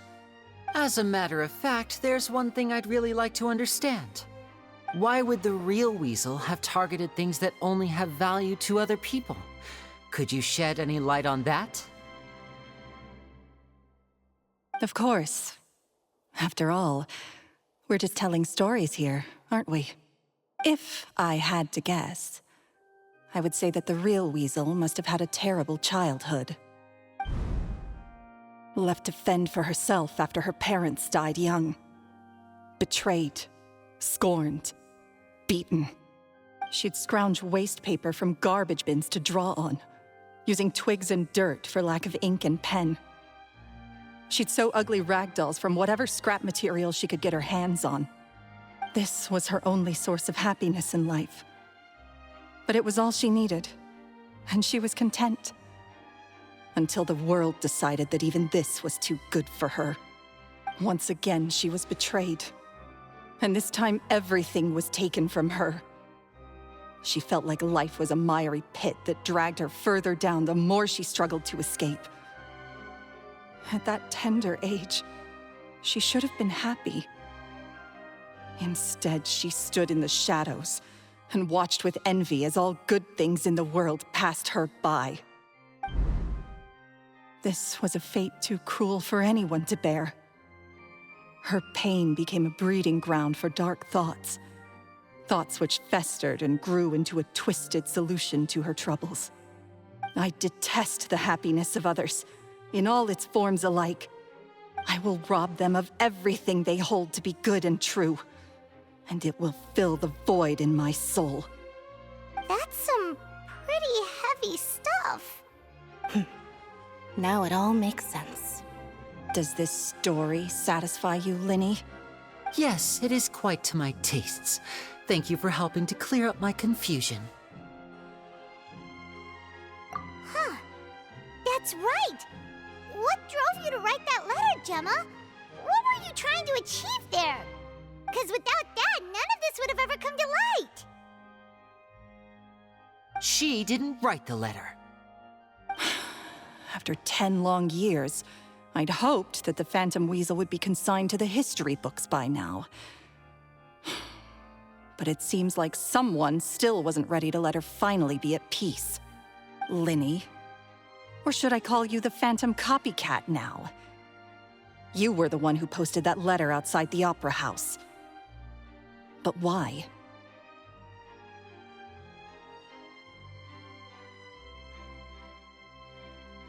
Very sharp, Phantom Weasel. Still as shrewd as ever.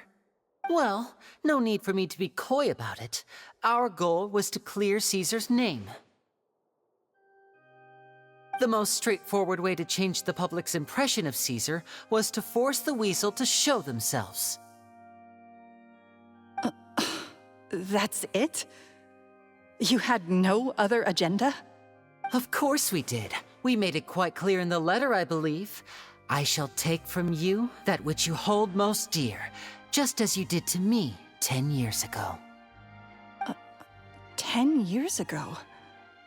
You mean Caesar's death? You met him?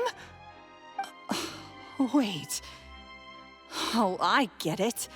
You were those two obnoxious kids. It's been so long, and you're all grown up now.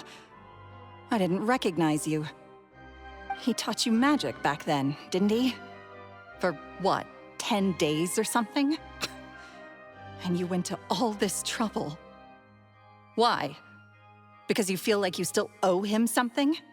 We remember all our debts, however great or small.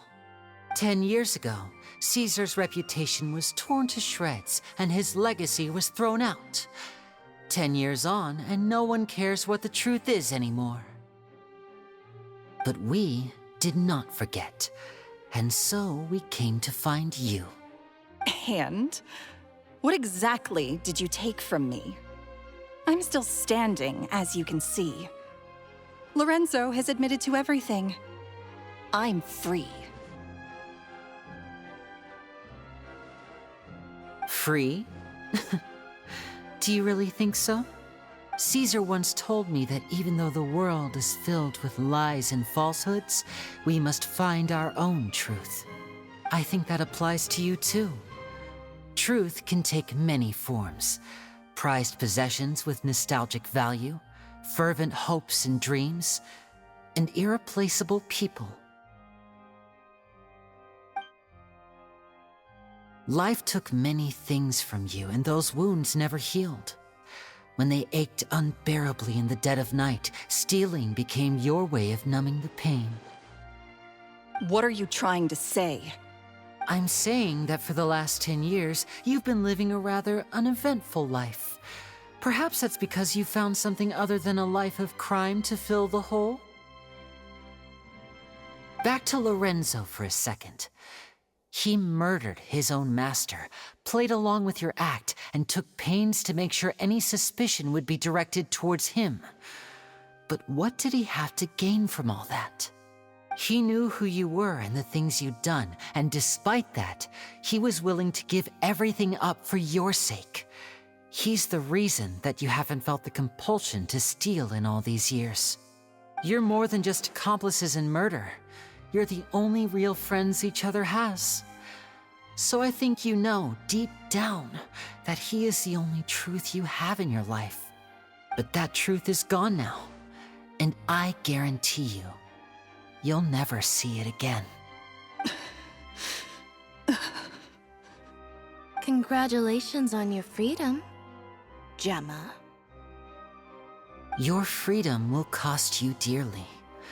From now on, you'll be all alone in a world full of lies and falsehoods. I do hope you'll be able to bear it. You've still got a long life ahead of you, after all. Gather round, one and all. The time has now come for the amazing Lyney to perform his final act in tonight's show. I'm sure you're all wondering what he has planned for the grand finale. Well, wonder no more, for the answer is a death-defying high-altitude escape.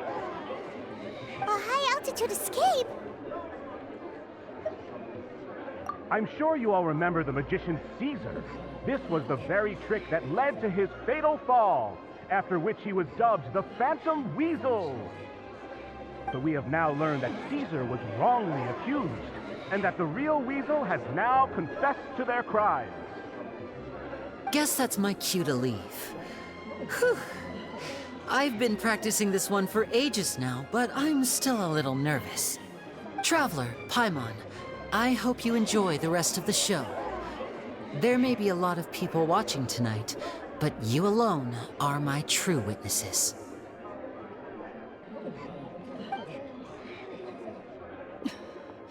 Lyney, wait. You two hid a lot from Caesar. He went to his grave without ever knowing your secrets. So what about now? Are you an open book? Or are you still the same as ever? You don't have to tell lies to end up isolated and alone. One day, you'll end up exactly where I am today. Maybe then you'll finally understand. You're wrong. I'm nothing like you.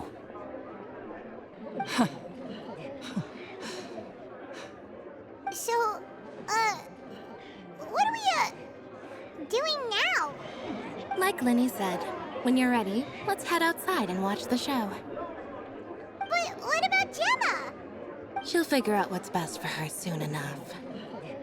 Oh, and if you'd like to see Lyney after the show, you know where he'll be. The usual haunt. All right. Well, let's go and watch Lyney's finale then. This trick's a pretty dangerous one, but he should be able to pull it off, right?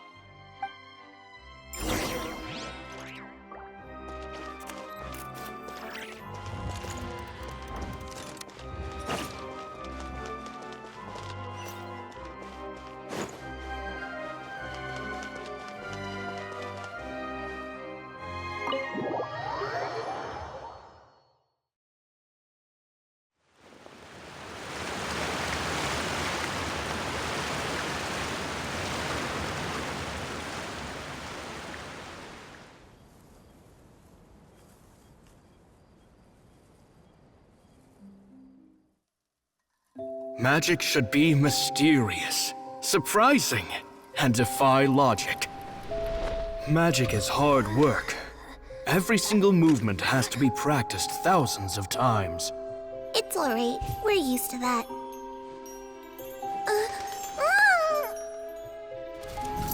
We're sorry. You've taught us so much, but we can't tell you the whole truth. It's okay. Do you still remember what I told you? This world is full of lies and falsehoods. I only hope that one day, you can find your own truth. What about you? Have you found your truth? Magic is my truth. I want to perform a magic trick so great that people will always think of me when they talk about it. For a magician, what greater honor could there be? Look! Behold! Lyney is sealed inside the box. Will he manage to escape? 10 years ago, Caesar attempted this very trick, and it was at this precise moment that...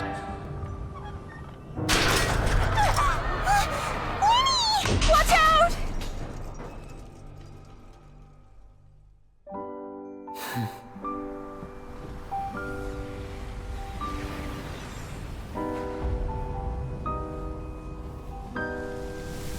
Mysterious. Surprising. And logic-defying. Isn't that right? This honor belongs to you, Caesar.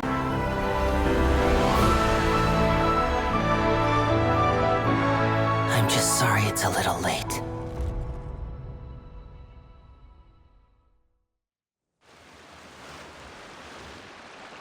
Did you see that? 1 minute he was falling, and the next, he turned into flowers. How could he possibly have done that? How mysterious. I didn't blink once. He just vanished, right in front of my eyes. What a heart-stopping magic show! This was really worth the trip. Caesar's name has finally been cleared, and Fontaine's new star magician Lyney has fulfilled a wish on his behalf. Oh, I couldn't ask for a better grand finale. It will make a great headline for the Steambird tomorrow, even if I do say so myself. Well, Looks like everyone really loved Lyney's grand finale. Paimon doesn't see Lyney anywhere. Where'd he go? Oh, Lynette said he'd be waiting for us at the usual haunt. But, where is that? Oh, you mean the one where Caesar's buried? Yeah, that's probably it. This whole magic show kinda seemed like Lyney's way of saying goodbye to Caesar. So it makes sense that that's where he'd be afterward. Alright, let's go look for him there.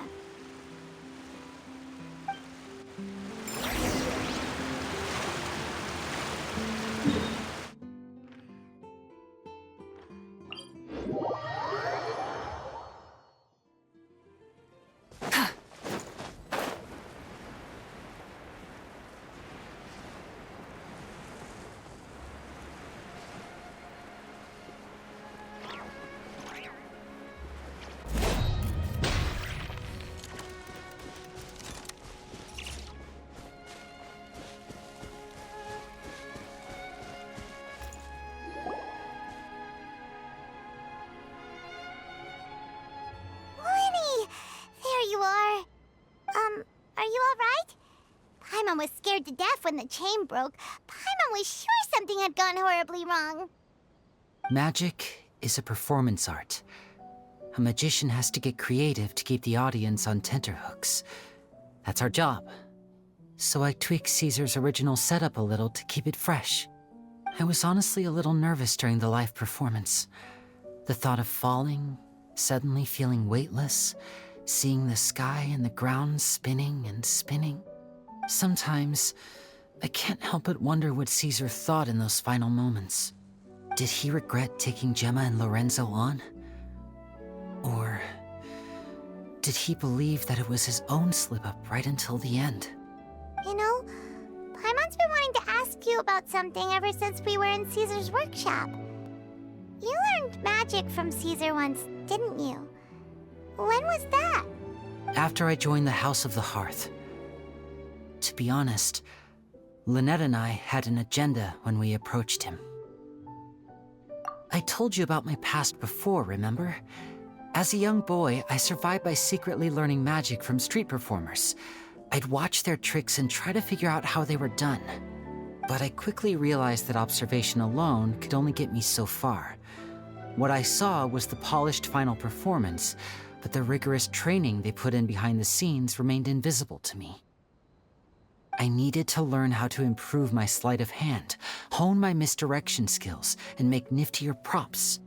We were gifted enough that we'd made some progress by ourselves, but without proper guidance from a professional magician, we quickly plateaued. So that's why you sought Caesar out? Yes. We figured there was no harm in asking, but it took us by surprise that he was so willing to teach us. In all, we only spent 10 short days together, but he was very good to us. By contrast, we hid so many things from him. For instance, when he asked why I wanted to learn magic, I answered, "It's my passion." But in truth, there was already a lot more to the story by then. After being taken in by an aristocrat for our magic talent, then betrayed soon after, this was no longer about me doing what I loved. What amazed me was how the lie escaped my lips even as I was hesitating over whether to tell him the truth. Trust is a beautiful thing. Sadly, I'd forgotten how to trust by then. Lyney.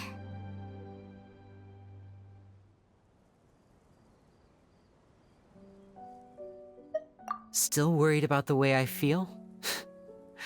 You really are a gentle soul, aren't you? But don't worry, I'm used to it now. From the mansions of the elite to the House of the Hearth, lies and selfishness have followed me and Lynette everywhere we go. After Caesar went on tour, we became busy with our missions. The next we heard of him was that he'd fallen to his death, and was now declared to be the Phantom Weasel. That night, I remembered his smile. But as I lay there, I didn't know what to say to him. To keep secrets is to put up walls. The longer you keep them up, the less you let people in. Then, one day, you look around and realize your life is like an empty auditorium after a show, full of seats once occupied by all the people who left.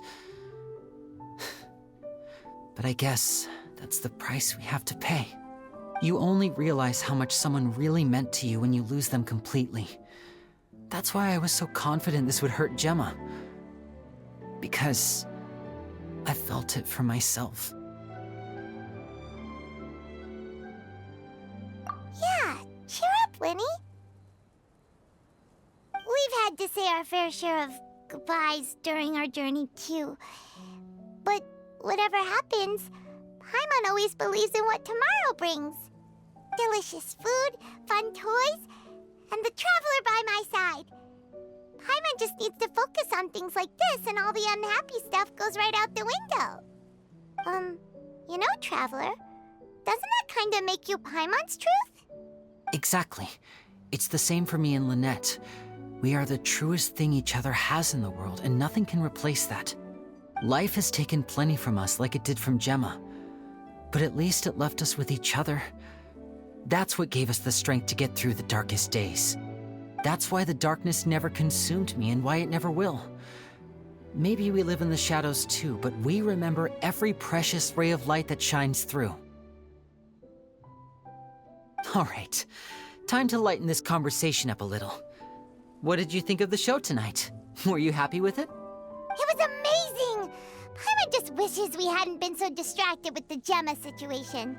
We spent most of our time in the Opera House just talking and pretty much missed the entire first half of the show. Lyney, could you do just one more trick for us? Whoa, that's a bit of a tall order, I'm afraid.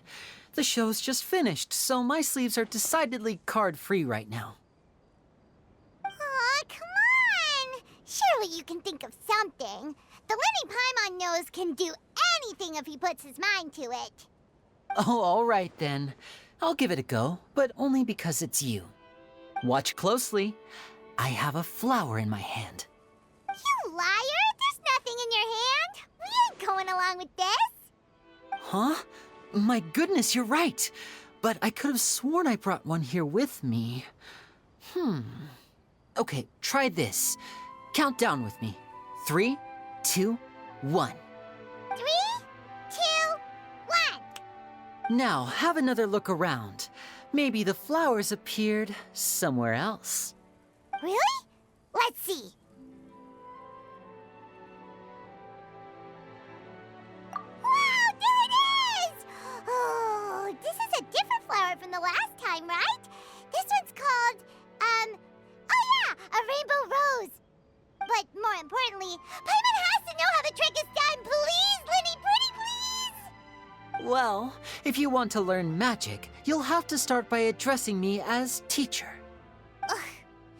Fine.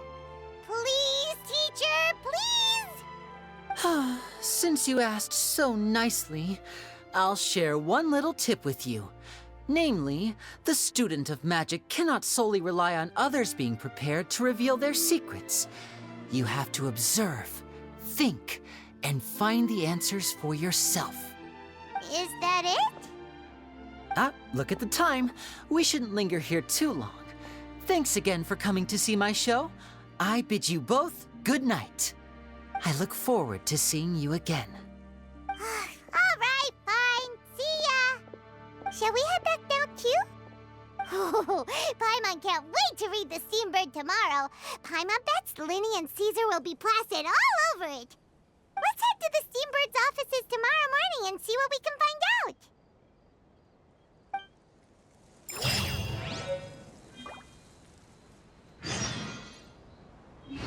And trials.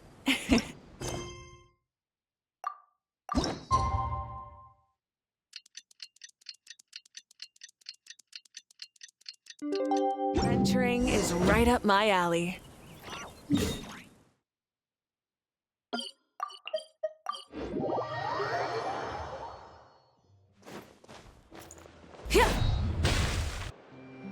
I'm very sorry, Charlotte, but my sister and I are quite busy today. I'm afraid we'll have to decline this interview. Oh, please, Lyney, I'll only take a moment of your time, if you would be so kind.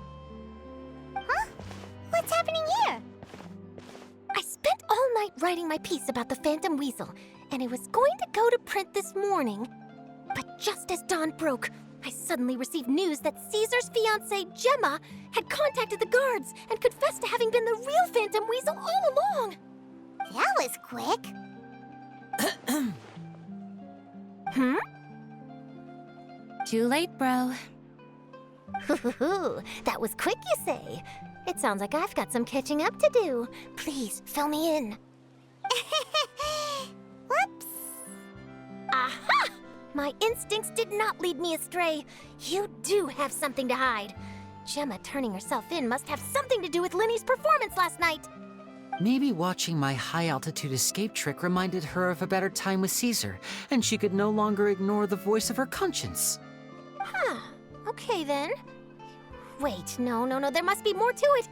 If that's all it took for her to have a change of heart, how did it take her 10 whole years? Well...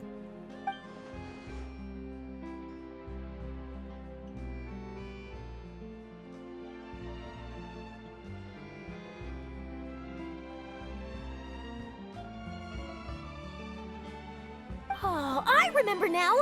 You and Gemma were nowhere to be found after the show. What happened between you?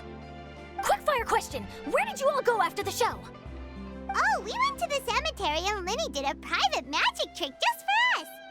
Actually, glad you mentioned it, because that reminds Paimon, guess what? Lyney started using rainbow roses in his tricks. What? I don't recall ever having received a rainbow rose from you myself. Is this supposed to mean that they're more important to you than your own sister? No, I just, What now? Oh, did Paimon say something wrong again? This is getting pretty awkward. What do we do, Traveler? Seems like this interview wasn't meant to be. Well, never mind. There's always next time. Forgive my persistence, but when there's explosive news waiting to be found, I can't turn away. The news about Gemma has already made waves, and I'll stop at nothing to get to the bottom of it all. Apparently, one of the things she said to the guards was that her final wish is to see Lorenzo one last time. There's clearly a web of complicated relationships there. Can't blame me for being curious. All right, I guess I'll leave you to continue the rest of your conversation in peace. Bye for now.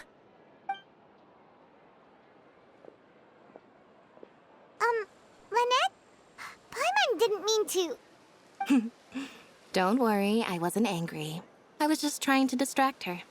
Oh, really? Oh, thank goodness. You scared Paimon there. Phew. You and me both, Paimon. You and me both.